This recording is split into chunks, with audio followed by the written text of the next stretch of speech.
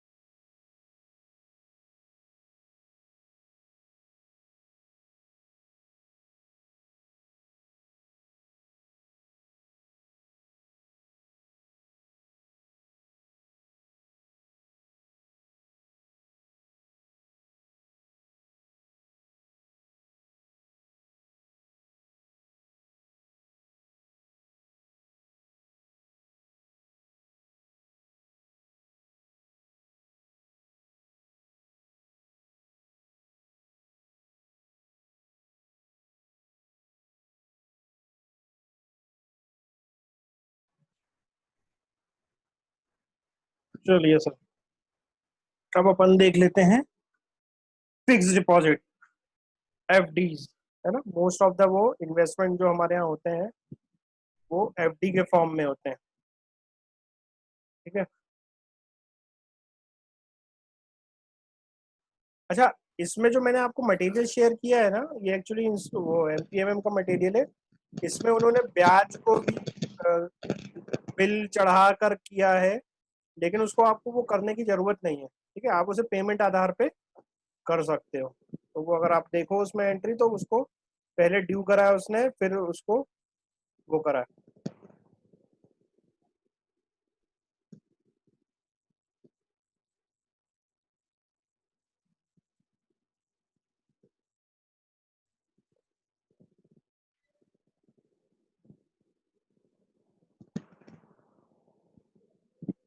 ठीक है, fix deposit, FD.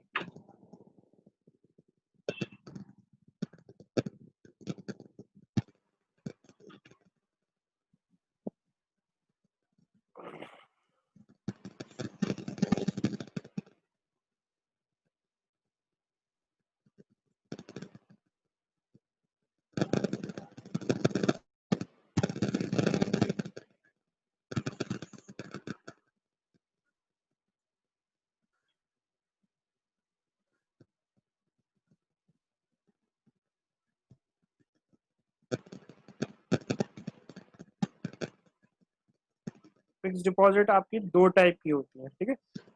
एक आप तो कंटिन्यूअस एफडी कर देते हैं, जिसे हम लोग फिक्स डिपॉजिट भी बोल देते हैं सीधा, ठीक है। दूसरी टाइप की बताता हूँ। और एक दूसरी होती है स्वीप एफडी, ठीक है। ये आपके खातों से ऑटो डेबिट और ऑटो क्रेडिट होती है,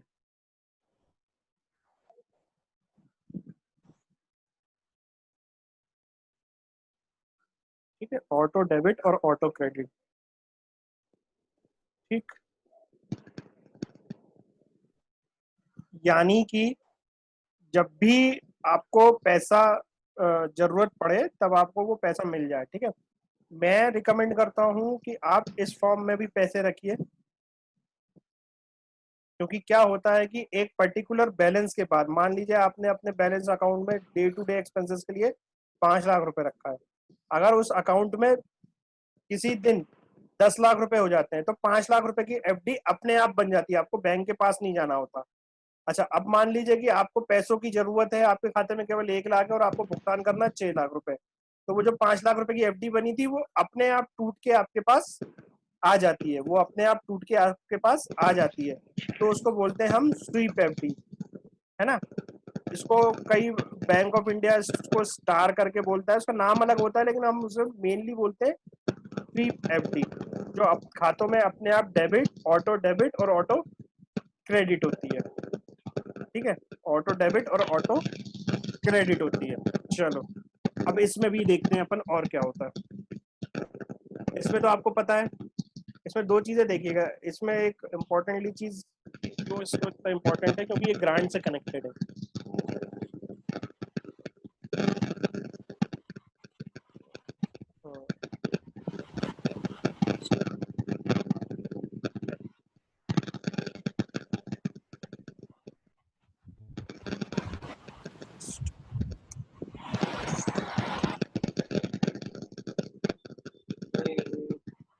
आठ एक दो तीन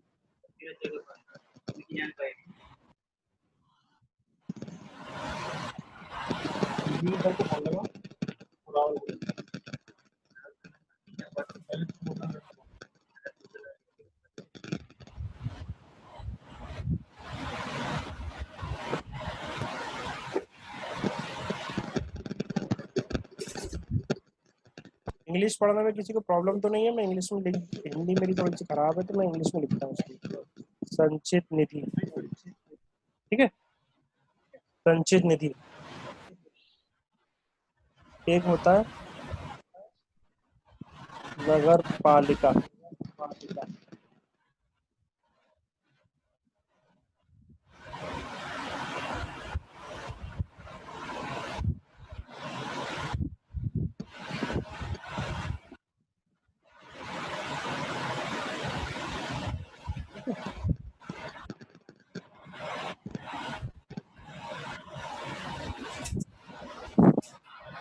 देखो सर, इतना डिटेल में तो आपको कोई भी बताने वाले, ट्रेनिंग में भी बताएगा तो कोई नहीं बताएगा।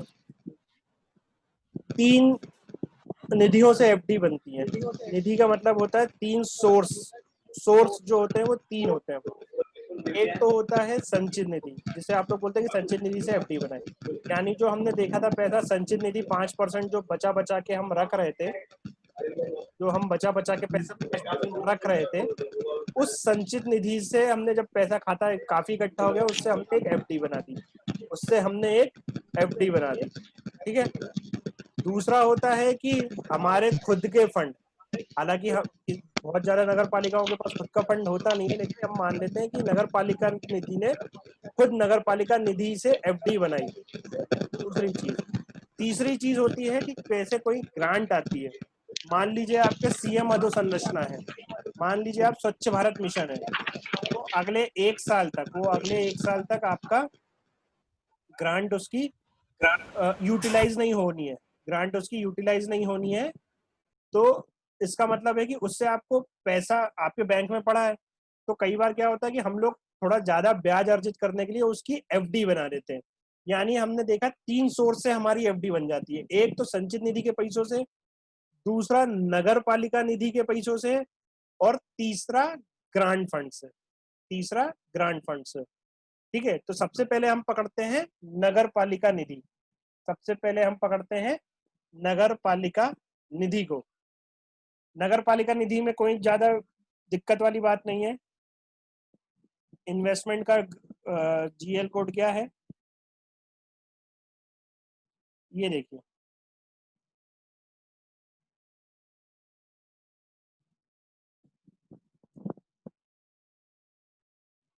ये देखिए 420, 420, ठीक है, 420। ये जो जनरल फंड बोला है, ये जो जनरल फंड बोला है, ये होती है नगर पालिका निधि, ये होती है नगर पालिका निधि। और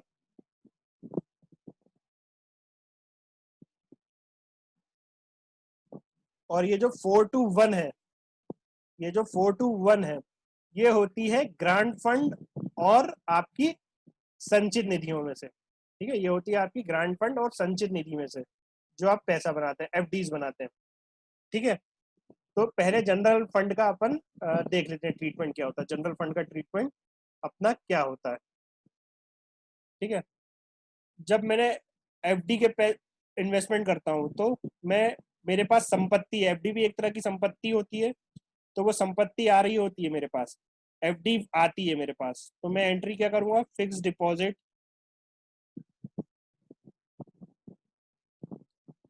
420, 420, ठीक है, 420 अकाउंट डेबिट टू, जब मैं भुगतान करता हूँ यानी बैंक अकाउंट। ठीक है, बैंक अकाउंट, ये credit, bank account credit, fix deposit account debit और बैंक अकाउंट क्रेडिट, ये निवेश करते हैं जब हम एफडी बनाते हैं, जब ये हम एफडी बनाते हैं, जब हम एफडी बनाते हैं। ठीक है, उसी प्रकार जब हम एफडी तोड़ते हैं, जब हम एफडी तोड़ते हैं, तब हमें एफडी को तोड़ने पे क्या मिलता है, हमें एफडी तोड़ने पे हमको मिलता है ब्याज। तो जब मैंने एफडी बनाई थी तो तब उसे मैंने क्या किया था, डेबिट। अब मैं एफडी तोड़ूंगा तो मैं एफडी अकाउंट को क्या करूंगा, क्रेडिट,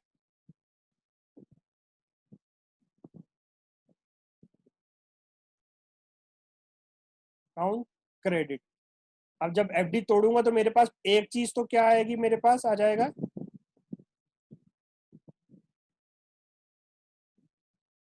बैंक अकाउंट में। ठीक है, ये मान लीजिए ये थी मेरी 10 लाख रुपए की एफडी थी। ठीक है, तो एफडी तो कितने की टूटेगी, 10 लाख रुपए की, लेकिन मेरे बैंक अकाउंट डेबिट कितने से होगा, 12 लाख रुपए से। यानी अब आप देखिए ये दोनों साइड बराबर नहीं हो रहा है, अब इस दोनों साइड में बराबर होता है तो 2 लाख रुपए का मेरा क्या है, ब्याज होती है, 2 लाख रुपए मेरे क्या होते हैं, जो अतिरिक्त मिला होता है वो मेरा क्या होता है, ब्याज होता है। वो मेरा ब्याज क्या होता है, 171 इंटरेस्ट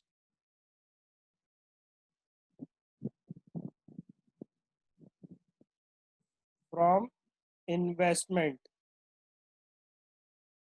क्रेडिट, 2 लाख रुपए से। ठीक है,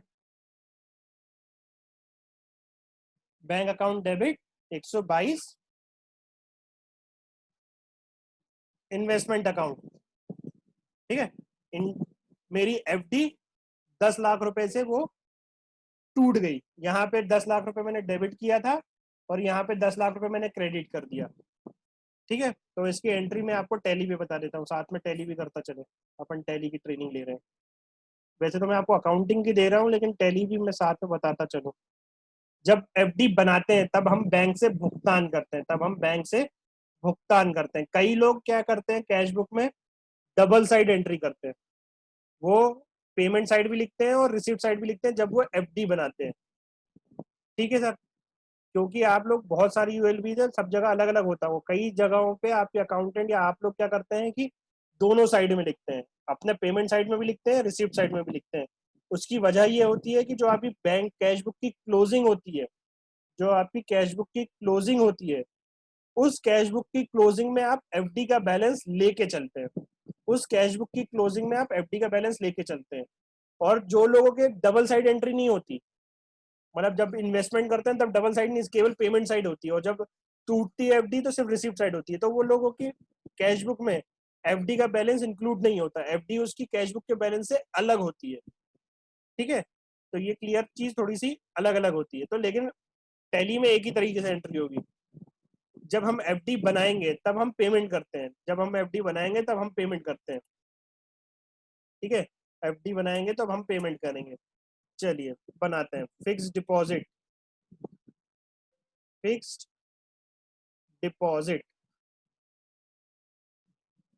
ठीक है, फिक्स्ड डिपॉजिट हमारा क्या था 420 में, इन्वेस्टमेंट्स में। ठीक है, 420 में जनरल फंड के इन्वेस्टमेंट में फिक्स्ड डिपॉजिट मैंने बना दिया। कितने की कर दी मैंने, 10 लाख रुपए की एंट्री कर दी। बैंक से ही पेमेंट करूंगा मैं, जिस बैंक से पेमेंट करूंगा उस बैंक में एफडी की गई। ठीक, ये तो हो गई एफडी बनाने की एंट्री। ठीक है, अब हो करेंगे एफडी तोड़ने की एंट्री। अब मान लीजिए इस 10 लाख रुपए में, इस 10 लाख रुपए में हमको 2 लाख रुपए का ब्याज मिला। ठीक, 2 लाख रुपए का ब्याज मिला तो 31 मार्च को।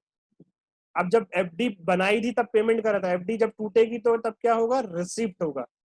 रिसिप्ट हमको क्या हो रहा है, पहले तो फिक्स डिपॉजिट खत्म हो रही है, पहले तो मेरी फिक्स डिपॉजिट जो है वो खत्म हो रही है। कितने से खत्म हो रही है, 10 लाख रुपए से। मैं अगर इसको 12 लाख रुपए करूंगा तो आप देखिए ये नेगेटिव बैलेंस, क्रेडिट बैलेंस बताने लगेगा, नेगेटिव बैलेंस बताने लगेगा। तो ये तो जाएगा 10 लाख रुपए से। ठीक है, बैंक में कितना आए, बैंक में देखिए, बैंक में मेरे आए 12 लाख रुपए, 12 लाख रुपए बैंक में आए। तो अब पूछ रहा है क्रेडिट क्या करना है, क्या और एक्स्ट्रा क्रेडिट हुआ है। तो मेरी एफडी की इनकम जो ब्याज प्राप्त हुआ है मेरे को वो एक्स्ट्रा हुआ है। ठीक, 171, 170, ये इनकम फ्रॉम इन्वेस्टमेंट। ठीक है, इनकम फ्रॉम इन्वेस्टमेंट, ये फिक्स डिपॉजिट का इंटरेस्ट 170, ये रहा इनकम फ्रॉम इन्वेस्टमेंट। ये 2 लाख रुपए का मुझे एफडी रिसीव्ड हो गई, एफडी इन कैश्ड, मतलब मेरे खाते में एफडी इन कैश्ड कर दी मैंने। ये तो हो गई एफडी इन कैश करने की एंट्री। ठीक, इसमें एक चीज और होती है, वो आप एफडी रिन्यू करने की एंट्री। ये आपके पेमेंट वाउचर में होगा, ये आपके रिसिप्ट वाउचर में होगा, ये आपके जर्नल वाउचर में होगा। ठीक है, एफडी रिन्यू करने की एंट्री क्या होगी, एफडी रिन्यू करने की एंट्री में आप देखिए क्या हो रहा है, मेरे को बैंक नहीं मिल रहा है, मेरे को कोई बैंक में पैसा नहीं मिल रहा है। ठीक है, तो मेरी ये बैंक का जो पैसा है वो पैसा नहीं मिल रहा है, ये पैसा नहीं मिलेगा मुझे। ठीक है, लेकिन मेरे को ब्याज प्राप्त हो रहा है, मेरे को ब्याज प्राप्त हो रहा है, मेरे को री इन्वेस्ट कर दिया, एफडी रिन्यू करवा ली मैंने, एफडी मैंने रिन्यू करवा ली, यानी मेरी ये एफडी भी नहीं टूट रही है, मेरी ये एफडी भी नहीं टूट रही है। अब एफडी का बैलेंस कितना दिख रहा है मेरी बुक में, 10 लाख रुपए का दिख रहा है। अब उसे मुझे 12 लाख करना है, तो मैं एफडी को बढ़ाना है, बैलेंस बढ़ाना है, तो मैं उसको दोबारा डेबिट करूंगा।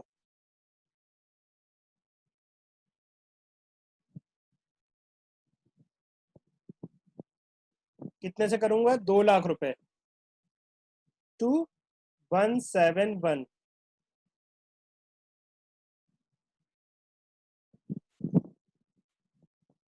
कितने से, 2 लाख रुपए से। ठीक है, क्लियर ये बात, किसी को इसमें डाउट। अब मैं इसको आपको एंट्री करके दिखाता हूँ, मैंने जो फिक्स डिपॉजिट का लेजर बनाया है मैं वहां से एंट्री कर रहा हूँ आपको, ताकि आप लोगों को थोड़ा सा बेहतर समझ में आए। ये देखिए, ये 10 लाख रुपए की एंट्री थी, ठीक। तो 10 लाख रुपए की एफडी आपकी दिखती रहती। अभी 10 लाख रुपए की एंट्री को अपन ने हटा दिया, तो 10 लाख रुपए का आपका कुछ भी नहीं बचा है। हम्म, ठीक है। अब देखिए 10 लाख रुपए की एफडी दिख रही है, अब मुझे इस एफडी को रिन्यू करना है। एफडी मेरी रिन्यू हो गई, तो रिन्यू कब कैसे होगी, मेरे को वापस इसको डेबिट करना है। तो यहीं पे all tie shortcut F7 journal voucher, ठीक है। क्या, फिक्स डिपॉजिट 2 लाख रुपए से, और मेरी income interest from fix deposit 2 lakh रुपए, और ये आपकी 31 मार्च में। आप इसमें लिख दोगे नीचे एफडी को रिन्यू किया गया। देखिए अब वो एफडी कितने की दिखने लगी, 12 लाख रुपए की दिखने लगी, ठीक है। वो एफडी कितने की दिखने लग गई आपकी, 12 लाख रुपए की। अच्छा, एक्रूअल बेसिस पे क्या होता है, मैं आपको, अब ये तो अपन ने, जब हमको एफडी मिली और एफडी हमने कर ली, एक्रूअल बेसिस पे क्या होता है मैं आपको बता दूं। एक्रूअल बेसिस पे एफडी की जो इंटरेस्ट की जो एंट्री है, वो किस हिसाब से होती है, वो आपको प्राप्ति के हिसाब से नहीं होती, क्योंकि आपको प्राप्त हुआ तब आपको पता लगा कि आपको इतना ब्याज मिला था। लेकिन बैंक क्या करता है, क्वार्टरली, भले ही आपकी एफडी 1 साल की हो, वो क्वार्टरली या हाफ ईयरली आपको इंटरेस्ट दे देता है एफडी पे। आप कहते हैं ना कि अगर बीच में तोड़वाई तो ब्याज कम मिलेगा, लेकिन ब्याज मिलेगा, तो यानी उतना है उसका अर्जित कर लिया। तो एक 31 मार्च को एडजस्टमेंट एंट्री होती है, एक 31 मार्च में एडजस्टमेंट एंट्री होती है, उसको बोलते हैं हम accrued interest. Accrued interest, accrued interest क्या होता है, मान लीजिए आपने, इस एंट्री को मैं हटाता हूं, मान लीजिए 10 लाख की एफडी करी आपने कितनी तारीख को, 30 दिसंबर को। 30 दिसंबर को आपने एफडी करी 10 लाख रुपए की, 31 मार्च तक कोई ब्याज आपको आपके बैंक खाते में प्राप्त नहीं हुआ, ठीक है। तो क्या इसका मतलब ये है कि आपने कोई भी ब्याज अर्जित नहीं करा है, ऐसा नहीं होता है, ठीक है। आपने कोई भी ब्याज अर्जित नहीं करा है, ऐसा नहीं होता है, आपने ब्याज अर्जित करा है, आपने ब्याज अर्जित करा है, ठीक है। आपने ब्याज अर्जित करा है 31 मार्च। कैसे पता लगेगा कितना करा है, तो एक एफडी का इन्वेस्टमेंट निकलता है बैंक से, एफडी का स्टेटमेंट निकलता है बैंक से। आप 31 मार्च को जैसे बैंक का स्टेटमेंट लेके आते हैं अपने खातों का, वैसे ही एफडी के खातों का भी इन्वेस्ट स्टेटमेंट लाइए। उसमें आपको दिखेगा कि एक अमाउंट है जो आपके एफडी के अगेंस्ट में क्रेडिट हो गई है, ठीक है। यानी वो आपको एंट्री उसकी करनी चाहिए, क्योंकि उससे आपकी आय बढ़ती है। वो आपके इस वित्त वर्ष की आय है, वो अगले वित्त वर्ष की नहीं जिस साल आपको रिसीव होगी। बैंक ने आपके नाम पे इंटरेस्ट को क्रेडिट कर दिया है, लेकिन आपके एफडी में क्रेडिट किया है। अगर आपके बैंक अकाउंट में क्रेडिट करता तो वो आपको पता चल जाता, आप उसको रिकॉर्ड कर लेते, लेकिन वो आपके एफडी अकाउंट में क्रेडिट किया है। और एफडी अकाउंट का स्टेटमेंट हम हमेशा नहीं निकालते, हम तो हमेशा कभी नहीं निकालते एफडी अकाउंट का स्टेटमेंट, लेकिन निकालना चाहिए। तो उसकी एंट्री कैसे होती है, मान लीजिए मेरे को 10,000 रुपए का एक्रूड इंटरेस्ट है ना। एक्रूड इंटरेस्ट का मैं आपको हिंदी बताता हूँ, एक्रूड इंटरेस्ट का हिंदी होता है, आ गया, ये देखिए, उपार्जित ब्याज किंतु प्राप्त, इंटरेस्ट एक्रूड, मतलब आपने ब्याज तो उपार मतलब अर्जित कर लिया है, मतलब आप पाने के लिए योग्य हो गए, आप पाने के लिए योग्य हो गए, लेकिन अभी तारीख नहीं आई आपको वो मिलने की, अभी वो तारीख नहीं आई आपको मिलने की। ये देखिए 4/31 का जो लेजर है ना, अभी आपको वो ब्याज एफडी पे तो मिल, मतलब आप एफडी, अगर आप 3 महीने 6 महीने की एफडी करी, 3 महीने में आप तोड़ने जाते हो, तो बैंक आपसे बोलेगा कि आपको ये हम इतना ही पैसा देंगे, ठीक है। तो उसमें भी 10 लाख रुपए से थोड़ा सा ज्यादा अमाउंट होगा, तो वो जो थोड़ा सा ज्यादा अमाउंट है वो यहाँ पे रिकॉर्ड करने को बोलता है, ठीक है। तो उसकी एंट्री कैसे होती है, उसकी एंट्री एफडी अकाउंट में नहीं होती, उसकी एंट्री होती है कहाँ पे, 4/31 पे। समझ में आ रहा है कुछ, किसी को कंफ्यूजिंग लग रहा है क्या थोड़ा सा। जर्नल पे आएगा, कोई बैंक से लेन देन नहीं हो रहा है। 4/31,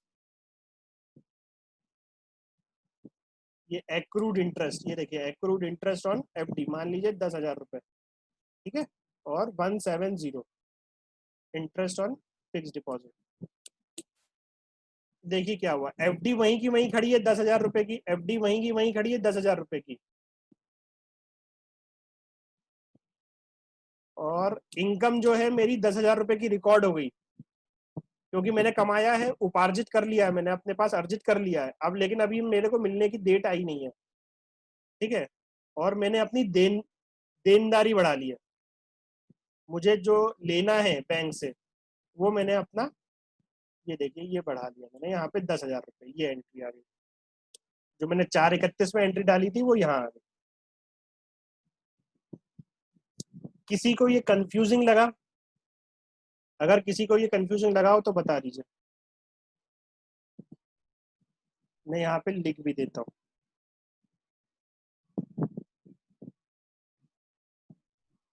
एक्रूड इंटरेस्ट, ठीक है। इस एक्रूड इंटरेस्ट को आपको कैलकुलेट करने की जरूरत नहीं है, आप एफडी का स्टेटमेंट मंगवा सकते हैं बैंक से, उसमें लिखा होगा कि इतना ब्याज आपको 31 मार्च तक हो गया, उसकी एंट्री होती है हमारी 4/31, accrued interest account debit to 170 होता था, इंटरेस्ट फ्रॉम एफडी, ठीक है, ये 10,000 रुपए की।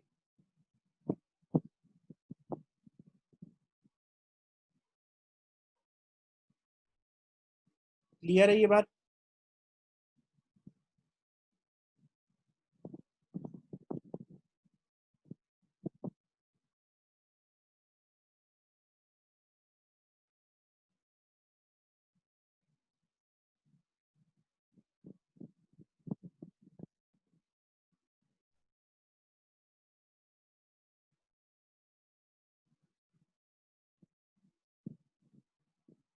ठीक है, एक बात ये हो गई हमारे जनरल फंड की बातें, ये हो गई हमारी जनरल फंड की बातें, ठीक है।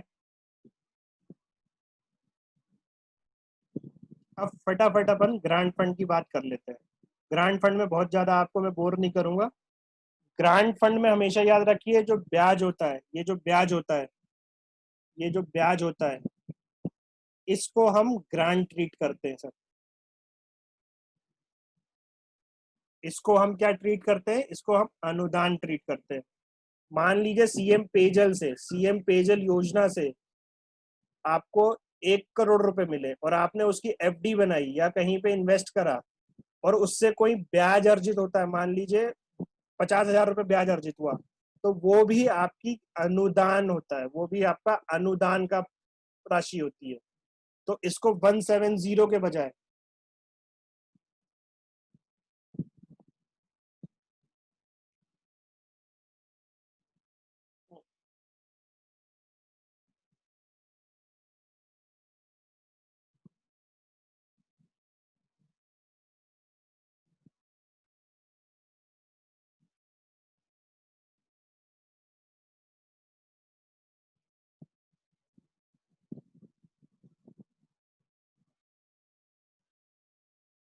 जब एफडी बनाएंगे तब same entry 420 FD account debit to 320 account, ठीक है।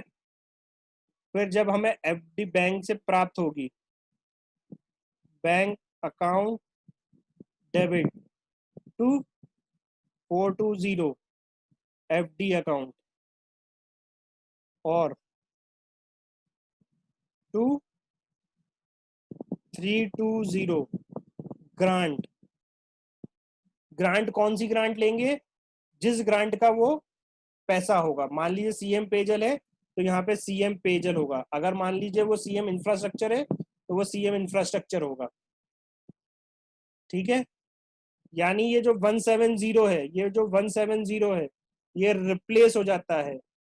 क्या हो जाता है? ये रिप्लेस हो जाता है, किससे हो जाता है? 320 से, ठीक है। तो जो ग्रांट के पैसों से आप लोग ब्याज अर्जित करते हैं, ग्रांट के पैसों से जो आप लोग ब्याज अर्जित करते हैं, वो पैसे भी आपके ग्रांट के ही पैसे होते हैं, ठीक है। उसको आप नगर पालिका निधि में ले तो लेते हैं कई लोग, लेकिन वो गलत होता है। कई लोग लेके ट्रीटमेंट करते हैं कि हमने 1 करोड़ रुपए की एफडी बना के उसी के ब्याज से पैसे अपनी नगर परिषदें चला रहे हैं। कई जगह ऐसा होता है कि 5 करोड़ का एफडी बना दी और उसी के ब्याज के पैसों से हमने सैलरी बांट रहे हैं, खर्चा कर रहे हैं, लेकिन वो पैसे ग्रांट फंड के पैसे होते हैं। ठीक है, तो उसको ग्रांट की तरह ट्रीट करना चाहिए। जैसे आपका कोई ब्याज अर्जित हुआ, आपको ब्याज प्राप्त हुआ उस ग्रांट के अगेंस्ट में, तो आपको ग्रांट रजिस्टर में उसकी एंट्री कर लेनी चाहिए। ठीक है, तो ये ग्रांट रजिस्टर में एंट्री करने की ही होती है। आपने अपनी 320 से ग्रांट बढ़ा ली, आपने अपनी 320 से ग्रांट को बढ़ा लिया। ठीक है, उसी प्रकार संचित निधि भी होता है, उसी प्रकार संचित निधि भी होता है। संचित निधि के पैसों से अगर आपने कोई एफडी बनाई और वो एफडी से कोई आप ब्याज प्राप्त करते हैं, तो वो भी यहाँ पे संचित निधि आती है। ठीक है, यहाँ पे वो क्या आएगी, संचित निधि आ जाएगी।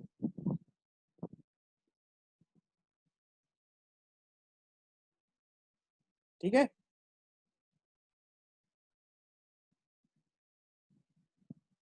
ये संचित निधि आ जाती है, ये भी।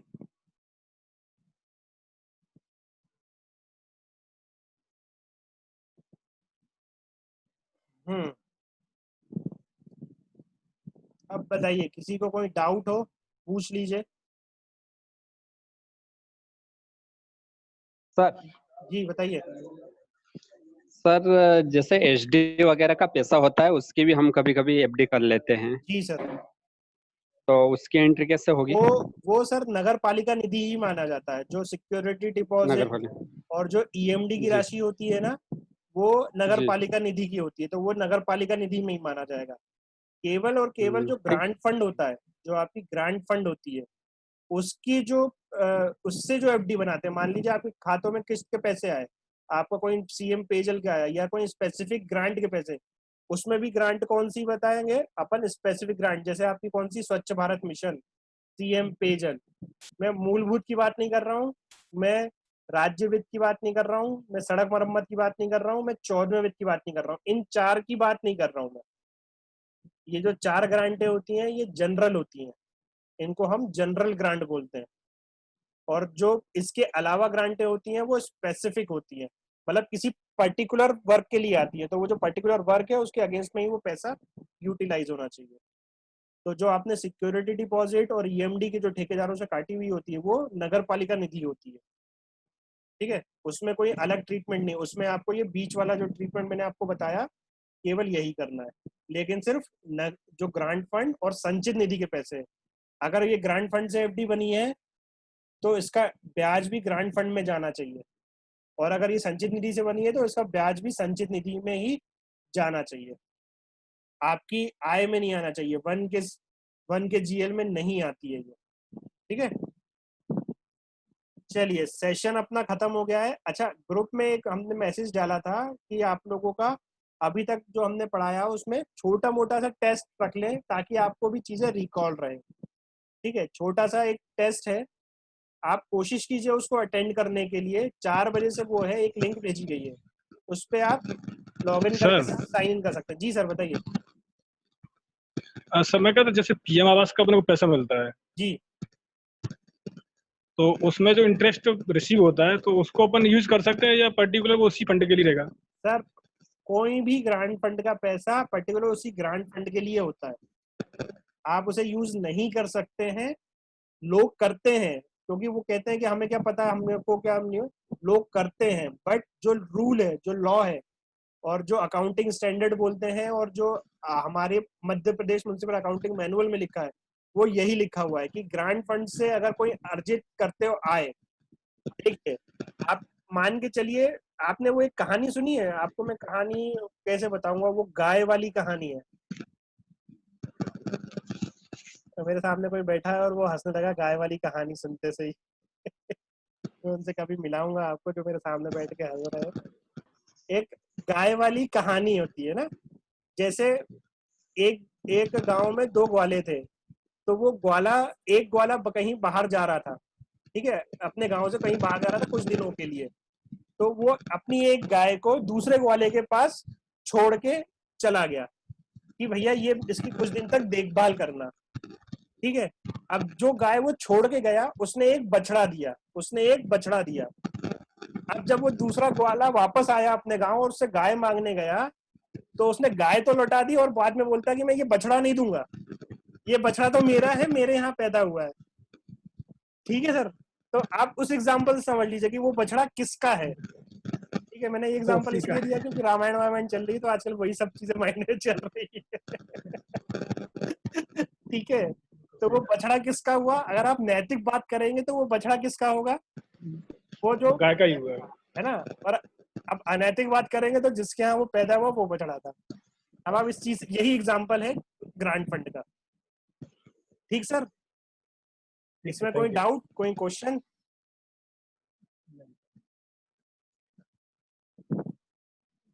चलिए, वो टेस्ट वाली लिंक को क्लिक करके आप एक बार दीजिएगा, क्योंकि क्या होगा कि आप लोगों को वो चीजें रिकॉल होती रहेंगी। हम लोग कर तो रहे हैं, हम आपको मतलब वो रिकॉर्डिंग भी शेयर कर देते हैं, लेकिन वो बहुत लंबी होती है। जैसे ही आप कोई टेस्ट होता है, आपको कोई सवाल आप कर रहे हैं और वो सवाल आपको मान लीजिए कि क्लिक होता है कि यार नहीं आ रहा है, तब आपको इंटरेस्ट आएगा कि यार मैं रिकॉल करूं कि उस समय मैंने क्या पढ़ा था या उस समय मैंने क्या समझा था।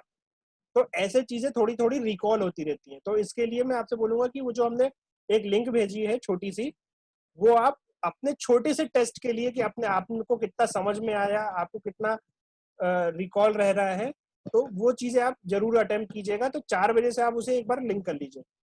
ठीक है, अपन ये सेशन एंड करते हैं, आप 4-5 मिनट बाद उसे लॉग इन साइन अप करके एक बार ट्राई कीजिए उसे, है ना। अगर कोई दिक्कत आती है तो अपन मंडे को डिस्कस करते हैं। ठीक है, मंडे को अपन इसको डिस्कस करेंगे। चलिए, ओके, थैंक यू।